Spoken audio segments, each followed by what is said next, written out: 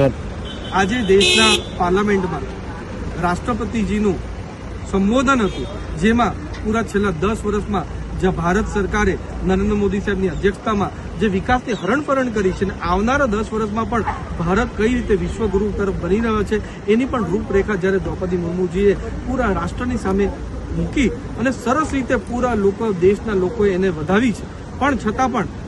આ સ્પીચ પતી એના પછી કોંગ્રેસના પ્રમુખ લીડર એવા સોનિયા ગાંધીજીએ બહાર આવીને એકદમ અભદ્ર ટિપ્પણી આપણા દ્રૌપદી મુર્મુજી વિશે કરી છે. અમારા દ્રૌપદી મુર્મુજી આદિવાસી સમાજમાંથી આવીને કેટલા બધા ચડાવ ઉતાર કરીને મહેનત કરીને સંઘર્ષ કરીને જ્યારે આજે રાષ્ટ્રપતિના પદ લગીને પહોંચી છે, છતાં પણ જ્યારે સોનિયા ગાંધીએ એમને પુઅર લીડી થાકેલી એવા અભદ્ર શબ્દની ટિપ્પણી જે કરી છે એનો અમે પૂરજોશ વિરોધ કરીએ છીએ. અમારા આદિવાસી સાંસદો, ધારાસભ્ય, દરેક સમાજના સાંસદો અને પૂરો દેશ સોનિયા ગાંધીની જે વિચારધારા છે, જે અમારા આદિવાસી સમાજના ખિલાફ જે એમનું ઝેર એમના મનમાં છે એનો વિરોધ કરે છે અને અમે બધા લોકો માંગ કરીએ છીએ કે સોનિયા ગાંધી આના માટે દેશભરની સામે દ્રૌપદી મુર્મુજીને